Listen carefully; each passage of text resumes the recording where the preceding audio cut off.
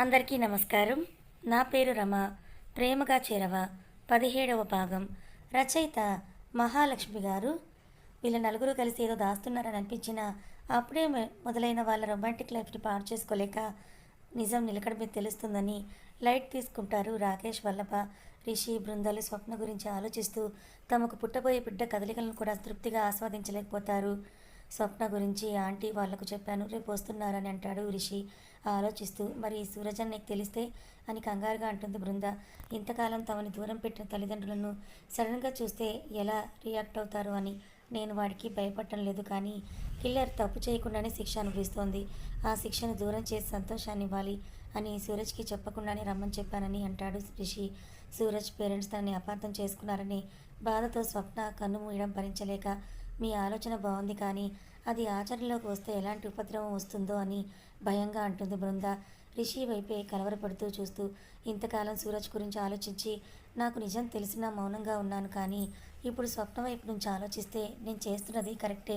అలా ఏమీ జరగదు. నువ్వు అనవసరంగా భయపడి నా బాబుని కష్టపెట్టకు, పడుకో అని బృందకి జో కొడుతూ చెప్తాడు రిషి. తన బాధను తాత్కాలికంగా పక్కన పెట్టి నవ్వుతూ, మీరు మీ బాధను ఎంత దాచాలని ప్రయత్నించినా నా మనసుకు తెలుస్తుందని అనుకుంటూ రిషి వైపు చూస్తూ కళ్ళు మూసుకొని, స్వామి, స్వప్న తెలిసి తెలిసి ఎవరికి ఎలాంటి అపాయం చేయలేదు. నన్ను కూడా చాలా ప్రేమగా చూసుకుంది. తనకి ఉన్న ఈ గండాన్ని తప్పించి పూర్ణాయుష్కురాలిని చేయి. కావాలంటే నా ప్రాణం తీసుకో, లేదా మా ప్రేమకు ప్రతిరూపమైన నా బిడ్డ ప్రాణమైనా తీసుకో.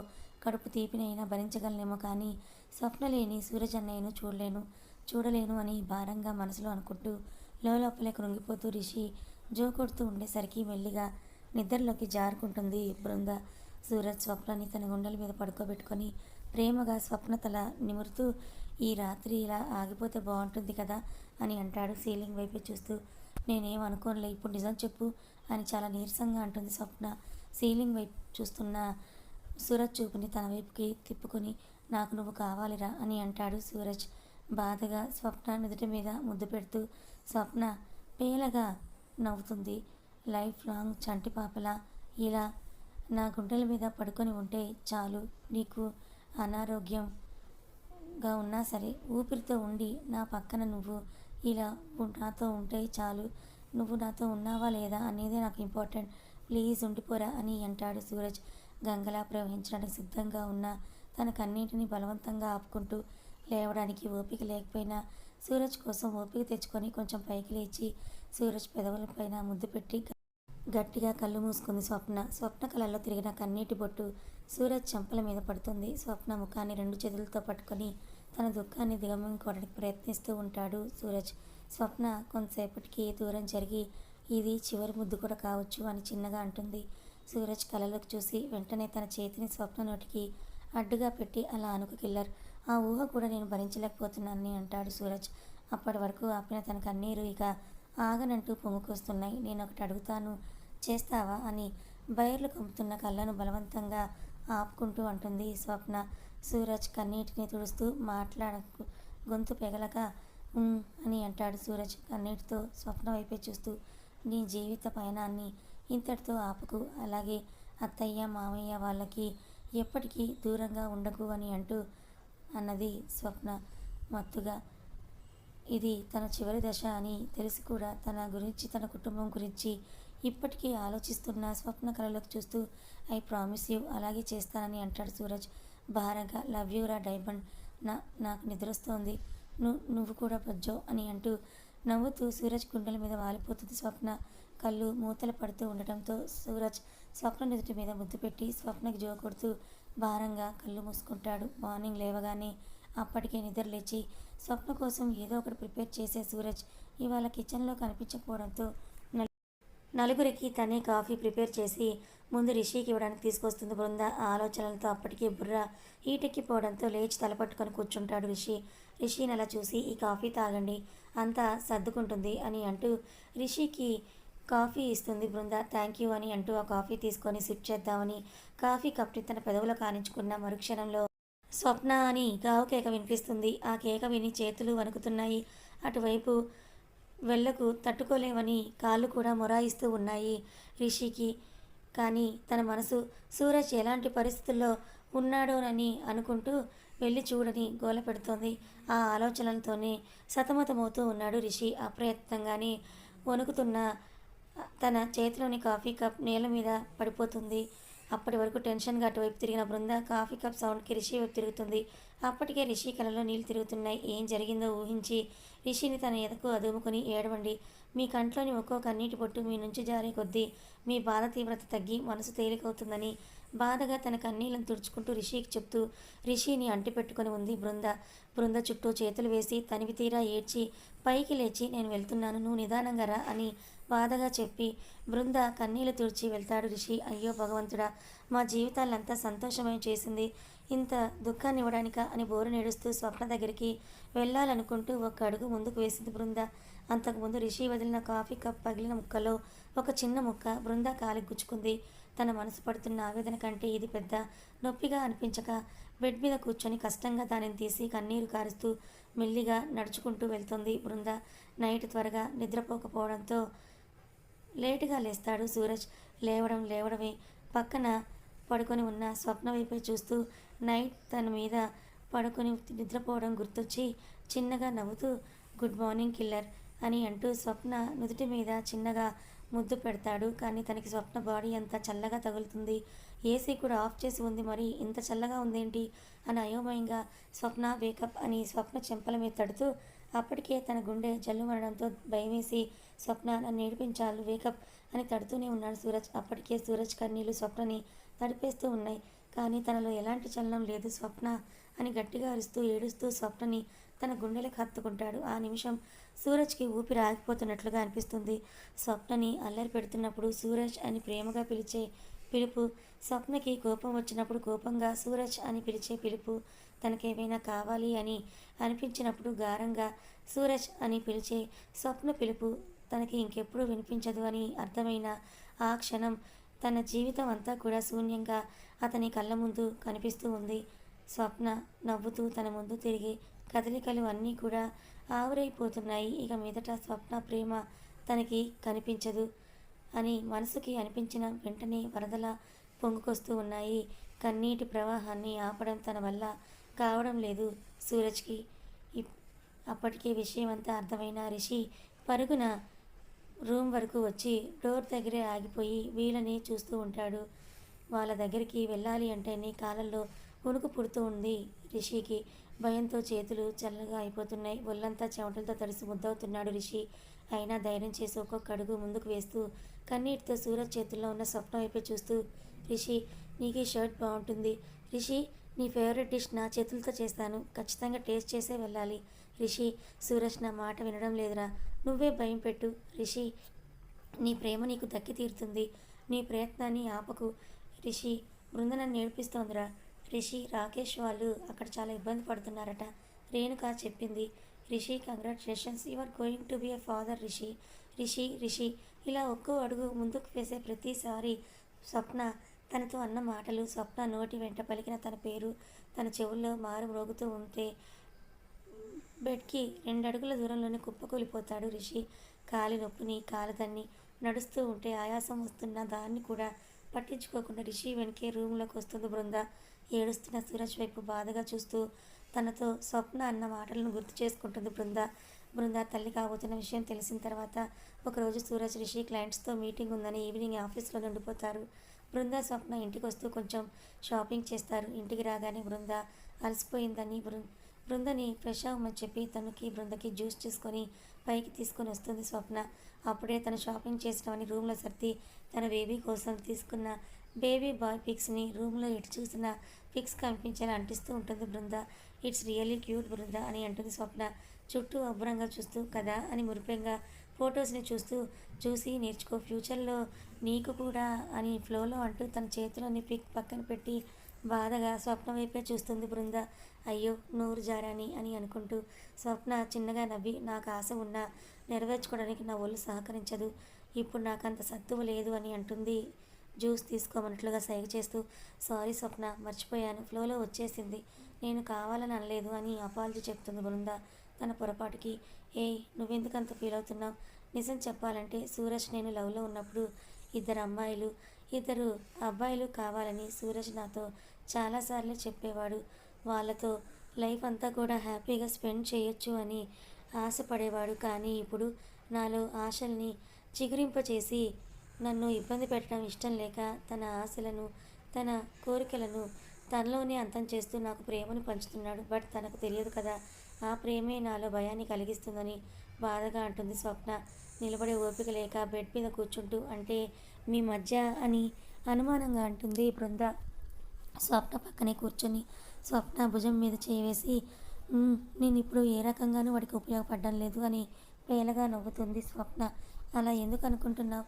అన్నయ్య నీ శరీరాన్ని కాకుండా నీ మనసును ప్రేమిస్తున్నందుకు సంతోషించాలి, కానీ ఇలా బాధపడతారా అని అంటుంది బృంద నవ్వుతూ, కన్నీళ్ళు తుడుస్తూ. జీవం లేని నవ్వు నవ్వి, ప్రేమ ఇప్పుడు చెప్పడానికి అన్నీ బాగుంటాయి, కానీ వాడి మనసులో కావాలని నేను వాడిని మోసం చేశానని ముద్రను వేసుకునేలా చేసి, నేను లేకపోయినా వాడి జీవితంలో ముందడుగు వేయాలని ఆశపడ్డాను. కానీ నా గురించి తెలిసి ఆవేశంగా ఈ తాళిని అని తన తాళిని చూపించి కట్టాడు. కానీ ఉన్నంతకాలం వాడితో నేను సంతోషంగానే ఉన్నాను. రేపు నేను లేకపోతే వాడు ఏమైపోవాలి? ఎలా బ్రతుకుతాడు? నేను లేని జీవితాన్ని సంతోషంగా ఎలా కొనసాగిస్తాడు? అది నాకు చాలా భయంగా ఉంది. ఎవరికైనా చావు అనేది చెప్పిరాదు, కానీ నాకు చెప్పొస్తోంది. నేనేం చేస్తున్నాను? తన పేరెంట్స్ని తనకి దూరం చేశాను. ఇంతకాలం వాడితో సంతోషంగా ఉన్నాను. నా తర్వాత వాడి జీవితం ఏంటనేది బెంగగా ఉంది అని అంటుంది స్వప్న కన్నీటితో బృంద వైపు చూస్తూ. స్వప్నం చూస్తే బాధగా ఉంది బృందకి. ఏం మాట్లాడాలో కూడా అర్థం కావడం లేదు.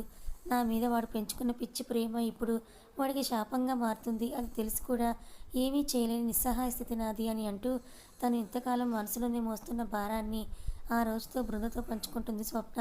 అప్పటి స్వప్న మాటల్ని గుర్తు చేసుకుంటూ తను కన్ను మూసే చివరి క్షణం వరకు నీ గురించే ఆలోచించిందన్నయ్య. నేను ఎలా ఓదార్చాలో నాకు తెలియదు. ఇకపై నీ పయనం ఏంటో నాకు తెలియదు. కానీ నీ సంతోషంలో స్వప్న బ్రతికే ఉంటుంది. దాన్ని గుర్తించు అని బాధగా మనసులో అనుకుంటూ స్వప్న వైపే చూస్తూ ఉంటుంది బృంద.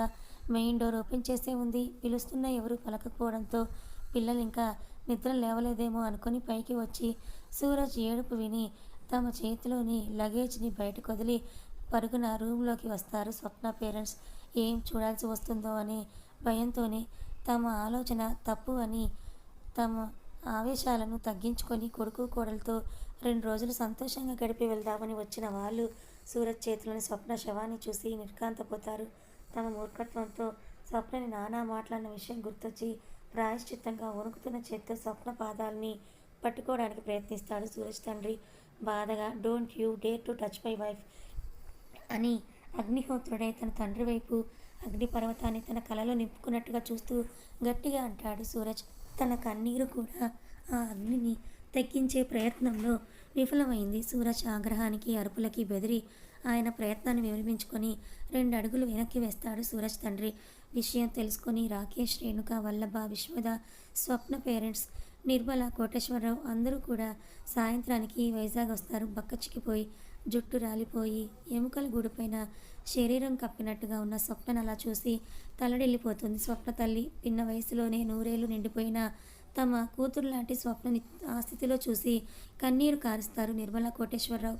రిషి ఇల్లు అంతా స్వప్న మరణంతో కన్నీరు మున్నీరుగా అయిపోయింది. శోకంతో మునిగిపోయింది.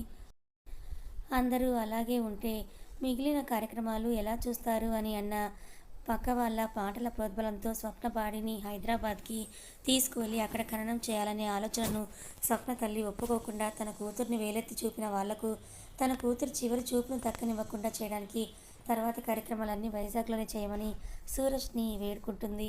ఆవిడ కోరికతో కూడా న్యాయం ఉందని సాయంత్రానికి స్వప్నకి కన్నీటి వీడ్కోలు పలికి స్వప్నకి బాధగా తలకొరి వదిలిపెడతాడు సూరజ్. దూరం నుంచి ఆ దృశ్యాన్ని కన్నీటితో చూస్తూ దగ్గరికి వెళ్ళే ధైర్యం చేయలేక దూరంగానే ఉంటాడు రిషి, వల్లభ, రాకేష్. సూరజ్ దగ్గర నుంచి ఒంటరిగా దూరంగా ఉండి బాధపడుతున్న రిషి దగ్గరికి వచ్చి, ఎందుకురా మాకు తెలియకుండా దాచారు, ఎందుకు దాచారు అని బాధగా రిషి కలర్ పట్టుకొని నిలదీస్తాడు రాకేష్. రిషి కన్నీరు కారుస్తూ మౌనంగా ఉంటాడు. ఎదురుగా చూస్తూ, సమాధానం చెప్పు రిషి, ఇంత పెద్ద విషయాన్ని మా దగ్గర ఎందుకు దాచావు? మేము సెటిల్ అవ్వకముందే త్వరగా పెళ్ళిళ్ళు చేసుకోమని ప్రెజర్ పెట్టింది ఎందుకైనా బృందాన్ని చూడాలని. మేము గత నెల వస్తామని ఎన్ని రోజులుగా ఎన్నిసార్లు అడిగినా మీరు రావద్దని మాట దాటేసింది ఎందుకైనా. అలా రాయిలా నిలబడతావేంట్రా? మౌనాన్ని వదిలి నోరు బెదుపు రిషి, మాకు చాలా భయంగా ఉంది అని అంటాడు వల్లభ. ఓవైపు ఏడుస్తూనే మరోవైపు రిషిని నిలదీస్తూ వీడు ఇలా ఎందుకు చెప్తాడు అని అంటూ తన మనసు ఒప్పుకోకపోయినా తప్పక రిషి చెంప మీద గట్టిగా ఒక్కటేస్తాడు రాకేష్. రిషి మౌనం భయంగా అనిపించి దూరంగా మంటల్లో కాలుతున్న స్వప్న వైపే చూస్తూ నిజాన్ని భరించడానికి మాలో మేమే నరకం అనుభవించాం. మళ్ళీ మీకు చెప్పి కిల్లర్తో సంతోషంగా గడిపే క్షణాలని చేదు జ్ఞాపకాలుగా మీకు ఇవ్వడం ఇష్టం లేక ఇంతకాలం దాచాను, సారీ అని అంటాడు రిషి. కన్నార్పకుండా మొసగ్గా కనిపిస్తున్న మంటల వైపే చూస్తూ రిషి అని ఏడుస్తూ ఇద్దరు రిషిని గట్టిగా హక్ చేసుకుంటారు. ఈ విషయం తెలిసినప్పుడు వాళ్ళు ఎంతలా నలిగిపోయారు. ఇంతకాలం వాళ్ళ దగ్గర ఈ విషయం దాస్తూ సూరజ్ రిషి లోపల ఎంత బాధపడ్డారో తలుచుకుంటుంటే ఇద్దరికీ కన్నీళ్ళు ఆగడం లేదు. ఇద్దరిని గట్టిగా పట్టుకొని కిల్లర్, నీ చిన్న చిన్న సంతోషాలన్నీ తీర్చగలిగాను, కానీ ఆఖరి సంతోషాన్ని ఇవ్వడానికి ఆలస్యం చేశాను. ఈ ఒక్క విషయంలో నన్ను క్షమించు క్షమించు అని కన్నీరు కారుస్తూ మనసులోనే అనుకుంటూ ఉంటాడు రిషి. ఎగసి పడుతున్న ఆ చితిమంటల సాక్షిగా స్వప్న కార్యక్రమాలు అన్నీ కూడా అయిపోయిన తర్వాత వచ్చిన వాళ్ళు అందరూ కూడా అక్కడి నుంచి వెళ్ళిపోతారు. సూరజ్ పేరెంట్స్ సూరజ్ దగ్గరికి వచ్చి మాట్లాడాలని ప్రయత్నిస్తారు. వాళ్ళని చూసి రాకేష్, వల్లభ, రిషిలను వదిలి ఇప్పుడు సూరజ్ బాధ తన పేరెంట్స్ మీద ద్వేషంగా మారింది. ఇప్పుడు ఆపకుంటే చాలా అనర్థాలకు దారితీస్తుంది. త్వరగా వెళ్దాం పదండి అని చెప్పి దూరంగా ఉన్న సూరజ్ దగ్గరకు పరుగు తీస్తాడు రిషి. కంగారుగా రిషి ఏం చెప్తున్నాడు అర్థమై రిషి వెనకే పరుగు పెడతారు రాకేష్, వల్లభ. కాలిన బూడిద వైపే చూస్తూ ఉన్న సూరజ్ని ముట్టుకునే ధైర్యం లేక సూరజ్ అని భయంగా పిలుస్తుంది సూరజ్ తల్లి. కానీ ఉలుకు పలుకు లేకుండా బూడిద వైపే చూస్తూ ఉంటాడు సూరజ్ బాధగా. అప్పుడే రిషి, రాకేష్, వల్లభ ముగ్గురు వీళ్ళ దగ్గరికి వస్తారు. సూరజ్ ఒక్కసారి మాట్లాడరా అని దీనంగా అంటుంది సూరజ్ తల్లి ఏడుస్తూ. తమ కూతుర్ని వదిలి వెళ్ళలేక ఆ బూడిద పక్కనే కూర్చొని గుండె లవిసేలా ఏడుస్తున్న స్వప్న పేరెంట్స్ ఆర్తనాదాల ముందు వీళ్ళ మాటలు చెవికి ఎక్కడం లేదు సూరజ్కి. ఏం జరుగుతుందో అని ఒక్కో క్షణం గడిచే కొద్దీ గుండె వేగం పెరుగుతూ ఉంది రిషి, రాకేష్, వల్లభలకు. మేము స్వప్నని అని అంటున్న తన తండ్రి వైపు విసురుగా ఒక చూపు విసిరి ఆయన నోరు మూయించేస్తాడు సూరజ్. తన పేరు పలికే అర్హత మీరెప్పుడో కోల్పోయారన్నట్టుగా వీళ్ళ బాధను చూసి వాళ్ళకి విషయం తెలియక నోరు జారినంత మాత్రాన వాళ్ళని దోషులు చేయడం కరెక్ట్ కాదురా అని సూరజ్ని కన్విన్స్ చేయడానికి ట్రై చేస్తాడు రిషి నీకు తెలియదు, నా స్వప్న పేరు పలికే అర్హత కూడా వాళ్ళకి లేదు. బజార్ దాని కింద లెక్క కట్టారా వాళ్ళు.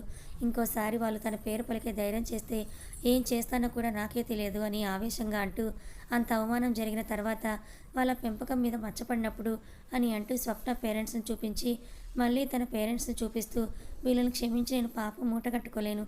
నా స్వప్నంలోని దైవత్వం వాళ్ళకి కనిపించకపోయినా వాళ్ళ గురించి నా దగ్గర తను మాట తీసుకుంది. తన తల్లిదండ్రుల గురించి కూడా ఆలోచించకుండా అత్తయ్య మావయ్యకి తోడుగా ఉండని అంటూ గొంతు చీరబోయి మాటలు రాక పంటి కింద పెదవి నొక్కి పెట్టుకొని కన్నీళ్లు తుడుచుకుంటాడు సూరజ్ చెప్పే ఒక్కొక్క మాటకి తమ తప్పు ఏంటో అర్థమై బాధగా తలదించుకొని మౌనంగా నిలబడిపోతాడు సూరజ్ పేరెంట్స్. రాకేష్, వల్లభలకు కోపం రక్తం సలసలా మరుగుతుంది. స్వప్న గురించి అంత నీచంగా ఎలా మాట్లాడగలిగారు అని రిషి బాధగా స్వప్న పేరెంట్స్ వైపే చూస్తాడు. కన్న కూతురి మీద అంత పెద్ద నింద మోపినప్పుడు భరించడం ఎంత నరకప్రాయమదా అనుకుంటూ సూరజ్ కొంతసేపటికి తమాయించుకొని నా స్వప్నకి ఇచ్చిన మాట నేను నిలబెట్టుకుంటాను, కానీ ఇప్పుడు కాదు, నెక్స్ట్ 15 రోజుల్లో స్వప్నకి ఏం చెయ్యాలో అవన్నీ రెడీగా పెట్టండి, ఆ సమయానికి వస్తాను, నేనేం చేస్తానో ఆ రోజు చెప్తానని చెప్పి తన పేరెంట్స్ వైపు కోపంగా ఒక చూపు చూసి అక్కడి నుంచి వెళ్తాడు సూరజ్. ఎక్కడికి రా అని గట్టిగా అరుస్తాడు రిషి.